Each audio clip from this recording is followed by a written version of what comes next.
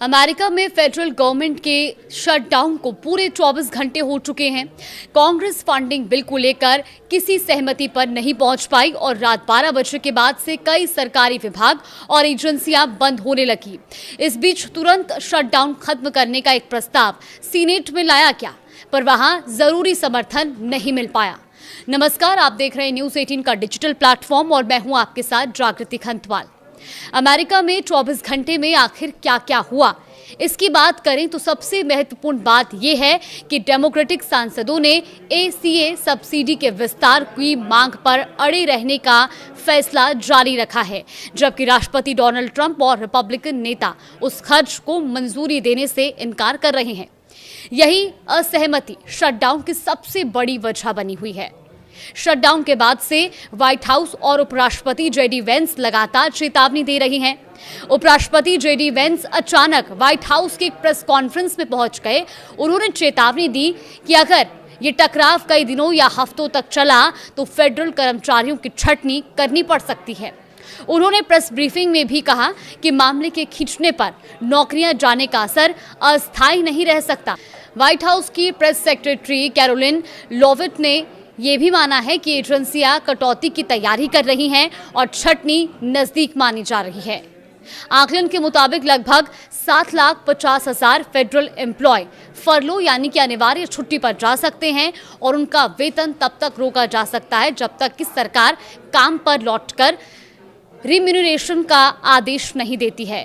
कई आवश्यक कर्मचारी जैसे कि सैन्यकर्मी, एयर ट्रैफिक कंट्रोलर और बॉर्डर एजेंट ड्यूटी करते रहेंगे, पर वो कुछ समय के लिए बिना वेतन के काम कर सकते हैं। हालांकि शटडाउन को लेकर FBI एजेंट्स एसोसिएशन और अन्य सुरक्षा समूहों ने चेतावनी दी कि इससे जांच, निगरानी और फॉरेंसिक कार्य प्रभावित हो सकते हैं।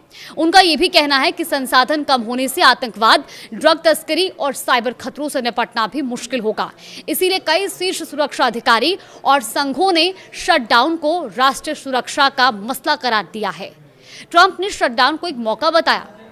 वो डेमोक्रेटिक प्रोजेक्ट्स और सरकारी खर्च कटौती कर सकेंगे, तो वहीं विपक्ष ने रिपब्लिकनों पर आरोप लगाया कि वो ही इस संकट के जिम्मेदार हैं। जनता में भी सवाल बने हुए हैं। एक हालिया पोल की अगर हम बात करें तो उसमें 38% लोगों ने रिपब्लिकनों को दोषी माना, 27% ने डेमोक्रेटिक्स और 31% ने इन दोनों ही पक्षों को जिम्मेदार बताया है। DOI की योजना के मुताबिक कई नेशनल पार्क आंशिक रूप से खुलेंगे, पर सेवाएं कम होंगी और संवेदनशील हिस्से बंद किए जा सकते हैं।